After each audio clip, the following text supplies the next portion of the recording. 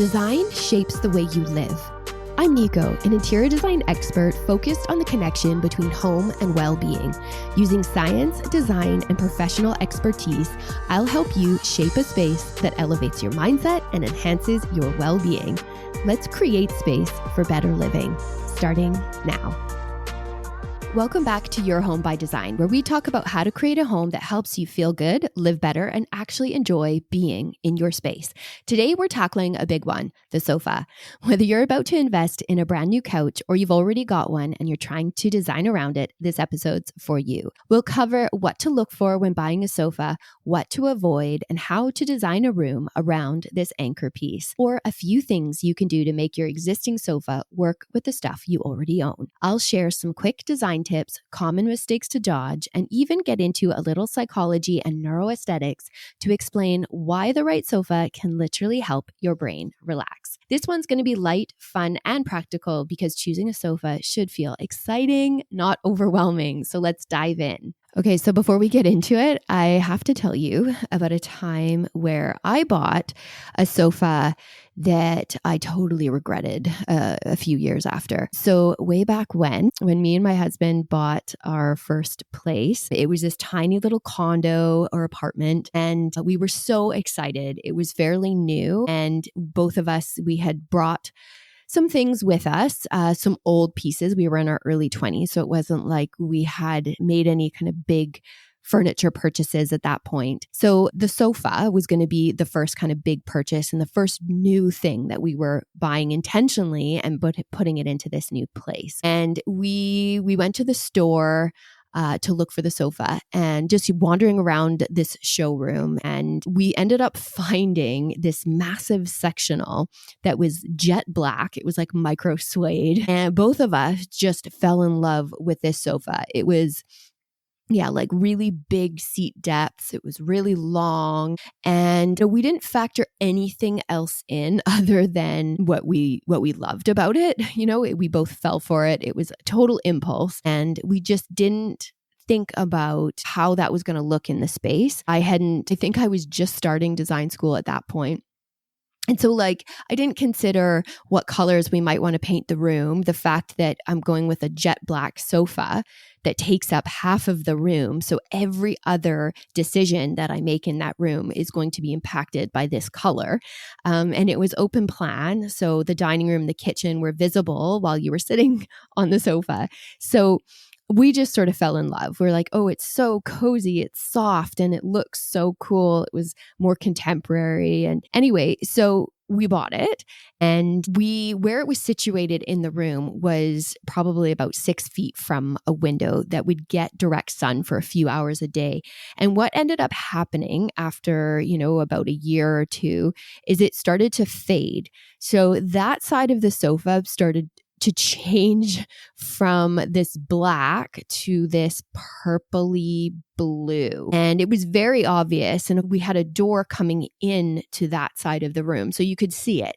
And then over time, the whole thing started getting more lumpy. So as you sat in it, and if you've ever sat in a sofa that's older or just not of good quality, and it goes lumpy, and you start out sitting upright, and then after some time, you find yourself and you're like, why am I almost lying down? You slowly just kind of start to sink down and into almost like a lying position.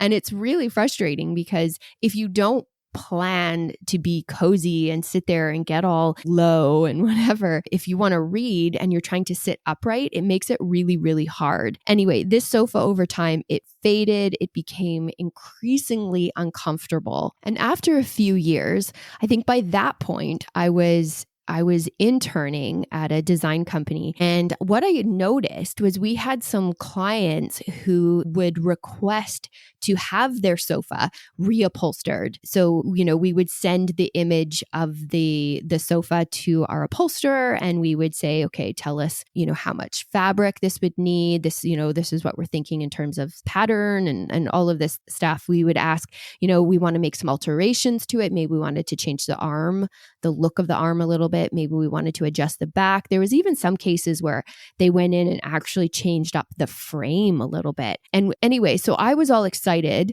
because I thought, well, hey, years later, I was like, well, I can send a picture of my sofa to the upholsterer and get it reupholstered because it's faded, and I can have him kind of bolster up the cushions and the support and all of this. And I sent him the picture, and it's like I get the email back and it's, it's not worth it. It's going to cost you more to reupholster it than it would to just go out and buy a sofa that's actually a little bit better quality. I was pretty bummed when I heard that, but at the same time, it was that realization of, right, the quality, what's going on inside that sofa is just, it's bad. And everything that was selected for that sofa, from how the springs were fastened to the frame of the sofa to the fabric.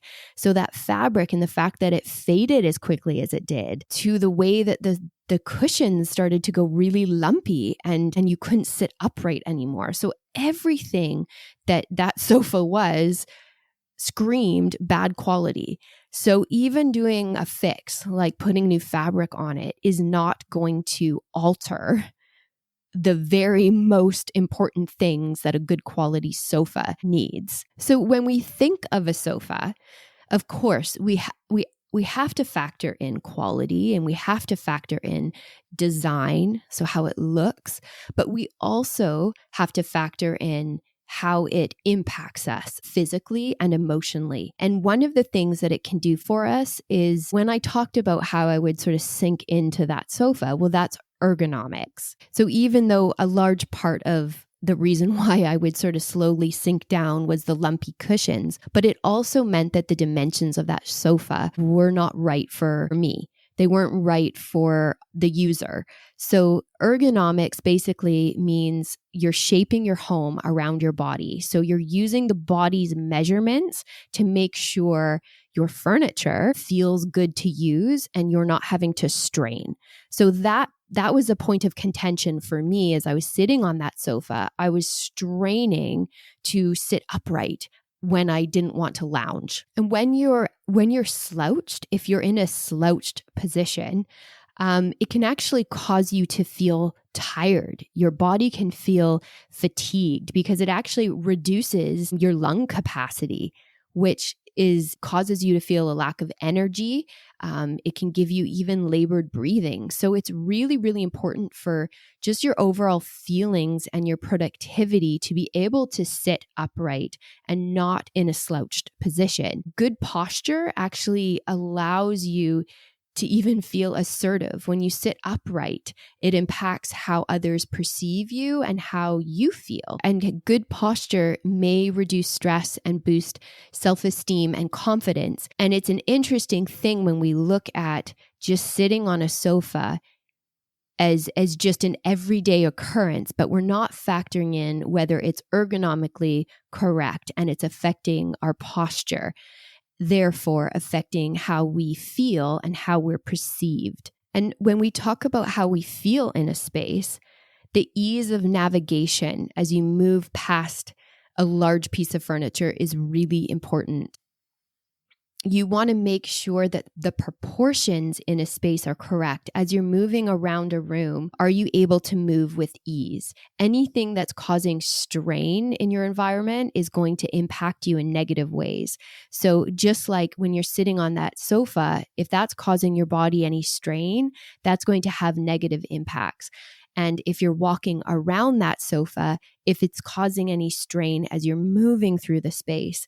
So let's say a sofa is in a room the room is small and the sofa is too big, and you have no choice but to have to walk around that piece of furniture to get somewhere, or perhaps you have to walk beside that furniture to get somewhere, and there isn't enough space. If there isn't adequate room, you immediately are going to compensate. Your body might turn a little bit, or you might just feel restricted as you're moving by. It might not even be a conscious thought, but that's happening because your body has so much awareness to its its environment, and it's impacted by those subtleties.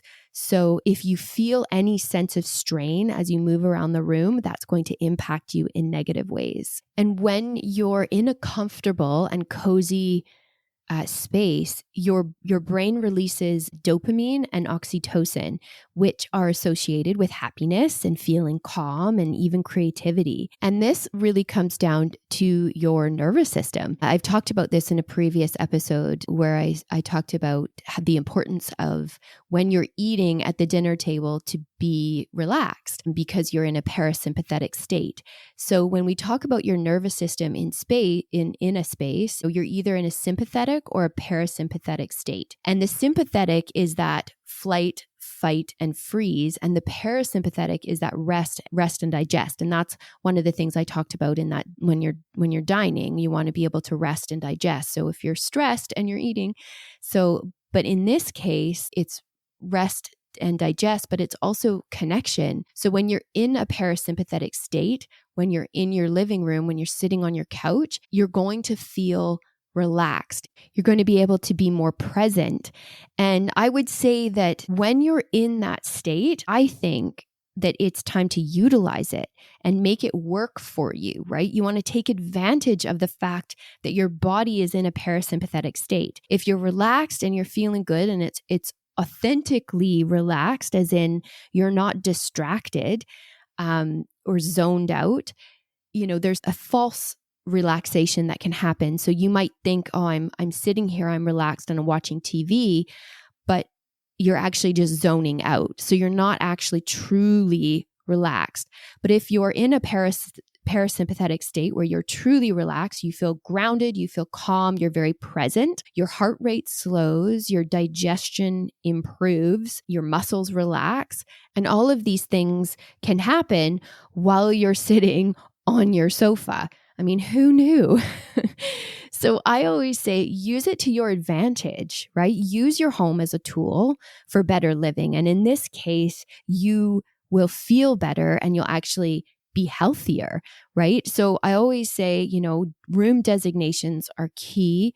And in this state, let your mind wander, get rid of tech, and just reap the benefits of being in that parasympathetic state. And this can happen as soon as you relax. If you use your sofa and the room that it's in as a room to chill and take it easy and relax and to design around that. So what can you do when you're designing a room around a sofa? If your sofa is your starting point, well, the most important thing is to designate the room properly. How are you going to use the space? Is it going to be used as a TV room? Is it going to be used as a space to relax or read And when we talk about room designations, it's really important to honor those designations, especially if you're creating a space where you want to read or you want to relax. It's really important to say, this is the room rules. This is what is going to happen in this room, and I'm not going to allow other things to happen.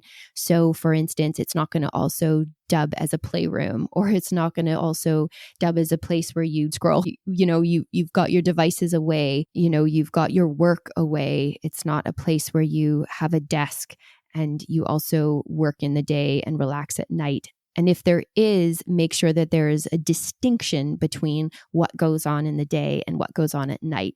Just giving your body some visual clues that the room is now transitioning into something else. So those room designations are really important. And they're also very important when you're thinking about the design of the sofa. Because if you're designating that space to be one that you want to sit up and read, well, you don't want a sofa that's really, really deep and that's really, really cozy. I think we often associate reading and curling up with a book, have an overly plush or overly comfy, cozy sofa. And I think that in some cases, what that does is that signals, that's great, you're going to relax, you're going to be cozy, it's going to be enjoyable. But if you want to read, you have to have some alertness. You want to stay focused and you want to stay awake. if you plan on reading for longer than 15 minutes. But it is very important to recognize that if you are planning on using that sofa to read, that the cushions feel right for that. The back height is right for that. The arm height is right for that. The depth of the sofa is how deep you need it to be when you're reading. So all of these things are really important. And that all comes down to size and scale, right? And that's another thing to consider when you're looking for a sofa is the size and scale in the room. It shouldn't be too small or too big in the room, unless you're purchasing a sofa for, say, a snug, where a snug is this a tiny little room that it's basically just a sofa. That's the intention of the room, is it's a little snug. It's cozy. It's you want to curl up in there and just spend some time being cozy. But in general, you don't want your sofa to feel lost in the room, and then you don't want it to feel too big that it just dominates the space. The other thing to consider with size and scale is your clearances. Because if your clearances aren't right, back to the ergonomics, your body is paying attention to how you move intuitively. It's going to cause strain. So you want to make sure those clearances are good. So giving about 3 feet, on a side, if you're passing by, you want about 3 feet, and a little breathing room so it's not right up against a wall. So creating a bit of negative space in the room as well. And of course, if you have to pass by the back of the sofa, make sure there's enough clearance behind there. And then just a little tip, it's a bit of a rule of thumb, is just make sure that it's about half the size of the wall that it's going on. That might be able to help. And just keep in mind that sofas, typically, if you're buying one that's already pre-made, they come in standard sizing. So there's standard depths, there's standard lengths. So make sure, you test that out, make sure it's going to fit the space properly with all of the other items that you want to have in that room for the designated purpose of the space. Another one is shape. You've got a lot to choose from. There's different styles and different uses as well as formalities. So for instance, a sectional is going to indicate a certain room use, right? You might have it more of a great room or a TV room. Sectionals are usually quite informal, whereas a love seat might speak to a little bit more of a formal space, or something modular could be more of a statement piece. So just really think through what shape you need. There's arm shapes. So a really bulky arm, something to keep in mind is that takes up more space. So you might actually not have as much seat space as you think based on the length because of those arm height or arm widths. And then another thing is the back height, as well as the arm height and the seat height. Heights make the furniture dominate the space. So if it's really tall, then it's going to cut up that space and it's going to, just dominate that space. So if you want your room to feel more airy, if you want to create some visual space, then make sure that back height isn't too high. But again, it always has to come down to your ergonomics. If you're a really tall person, you might need a taller back sofa. So bear that in mind as you're searching. So something else that I think when people are looking for a sofa and they walk into a store, they're going from showroom to look.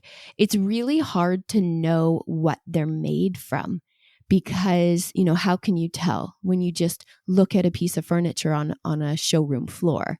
You can see the fabric, you can sit in it and get a sense of the level of comfort. But when it comes to what it's actually made of and what's going on inside, it's really hard to know.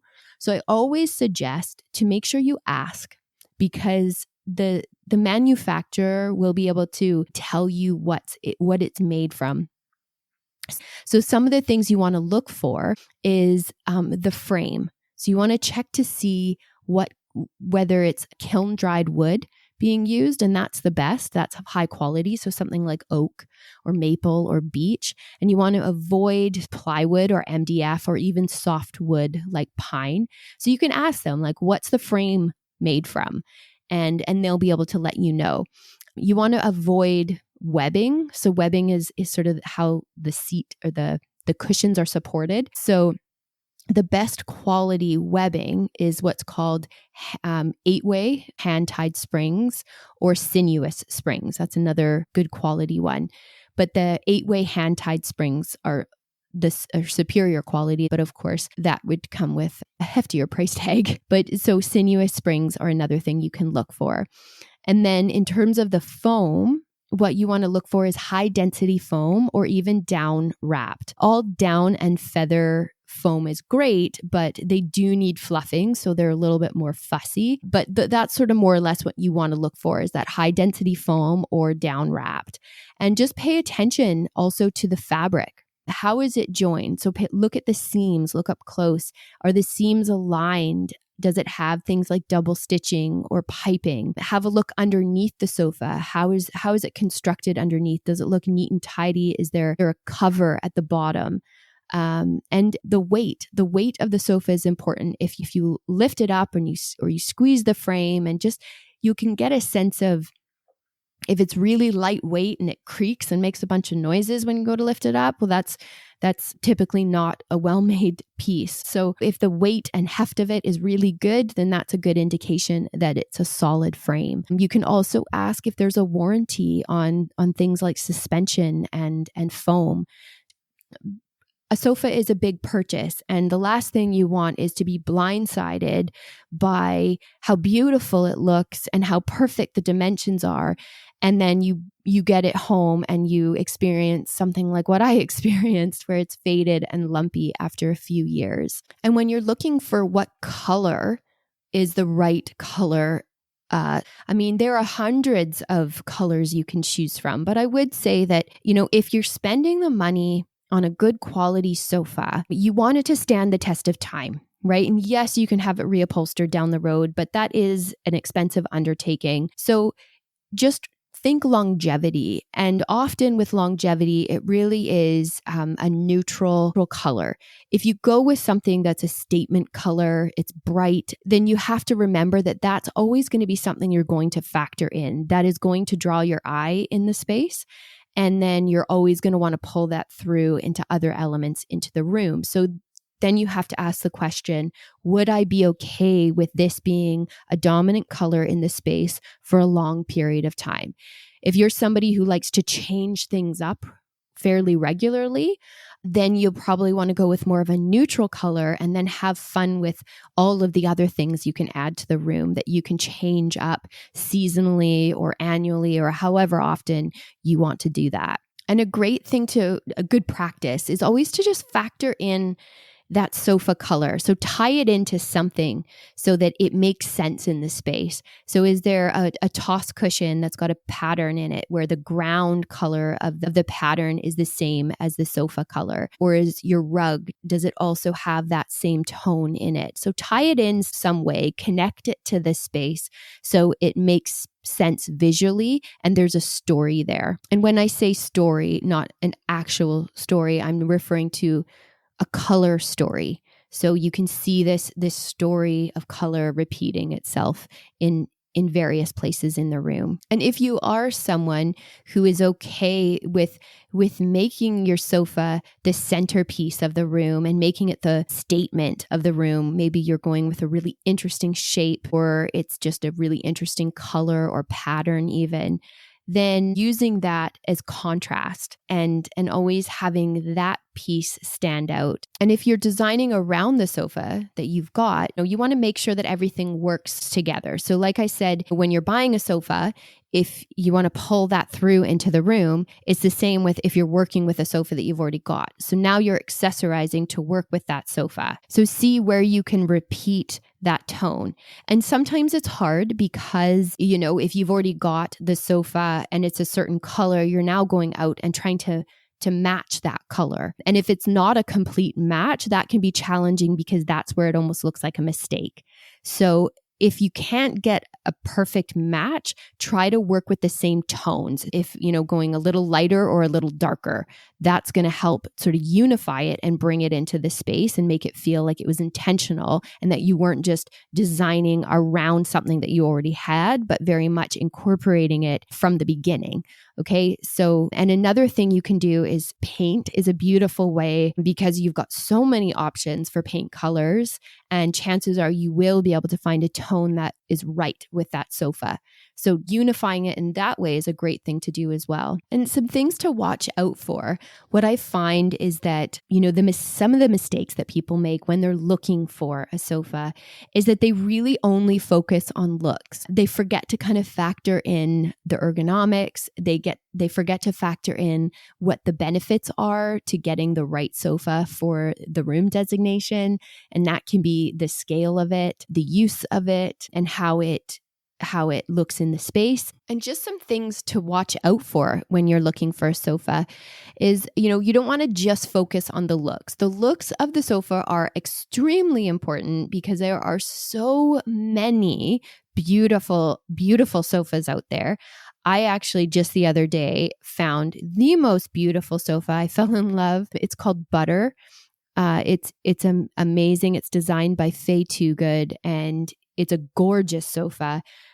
And so, no, you don't want to focus only on the looks. You want to factor it all in. But if you can find a sofa that looks amazing, that also has the comfort, the height, the depth, the scale, all of it that you need, then that's the perfect thing. But don't just focus on how it looks, especially if you're wandering around showrooms.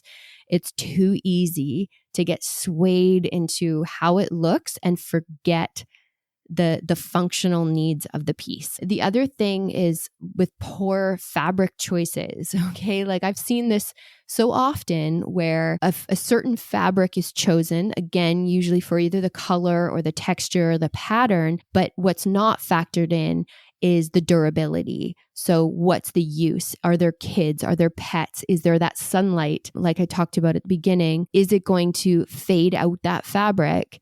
There are certain requirements that certain fabrics have. So ask the showroom, what is this fabric? Is it suitable? I've got kids, I've got a pet, whatever.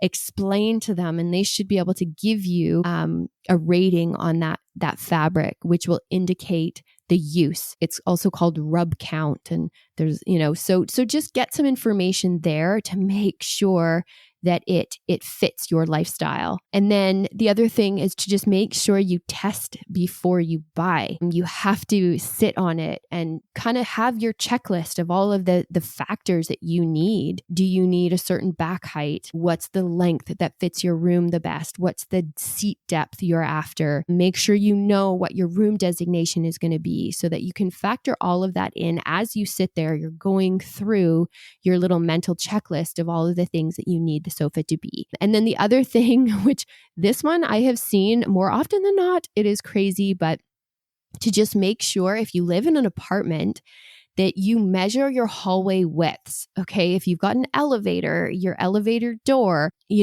I have seen where the hallway was so long and then there's like 3 turns and the turns, it's such a narrow turn. And I've seen people get because they cannot get their furniture in. I have heard so many horror stories of literally people ordering furniture and then it just not fitting into their home. So make sure you have those measurements on you and check with the showroom and say, here's, I'm interested in this sofa, but this is my hallway width. This is my door width. Is this going to fit? Like get them to double check those measurements. If they're responsible for the delivery, then they'll be able to tell you that and they'll be able to reassure you that it's going to fit and make sure that you buy something that actually does fit. Because I have also heard of people having to get furniture craned in because it doesn't fit. So, if you have that option, then it doesn't matter. But if you'd rather not go that route, then absolutely double check and make sure those dimensions work. So a few little quick tips is to make sure you bring your fabric samples home. Okay, so often when you're selecting a sofa, you can actually borrow the swatches from the showroom. So bring them home and observe them in different lights. Look at them next to art pieces, toss cushions, or rugs, whatever it is that is going into that space. Observe and see throughout the day, because as the day changes, the light changes. And, the way that fabric looks at night with artificial light is going to be very different than in the morning with natural light. So make sure to pay attention to that. The other thing is to use painter's tape and just tape out the furniture on your floor so you get a visual and actually walk through the space, right? Walk around the sofa and pretend to sit down. Is there enough room for the coffee table and your side tables and chairs and all of the things that you want to add into this space? Another thing is always, think about where your head is going to rest. Is there proper support for what you need? And then another thing that you can do is, if you have a smaller space, but you want it to feel like the sofa doesn't take up the whole room, is a little sort of trick of the eye is just to make sure that you can see underneath the sofa, so that the sofa has actual legs versus a skirt. Because if you can visually see under the sofa, it gives the illusion of more space.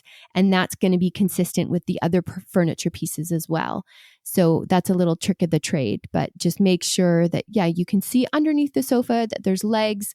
And of course, there's different heights of legs, but that will be decided on your seat height and the style of the sofa.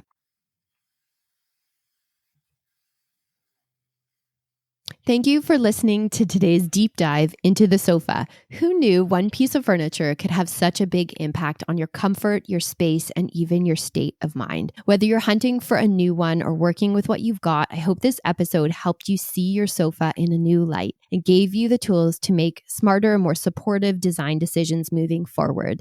If you love this episode, share it with a friend who's on the hunt for the perfect sofa or struggling to make their living room feel just right. And don't forget to follow the podcast. Head over to my website and check out my free living room guide. I've got some more tips in there. I hope you enjoyed today's episode. See you next time.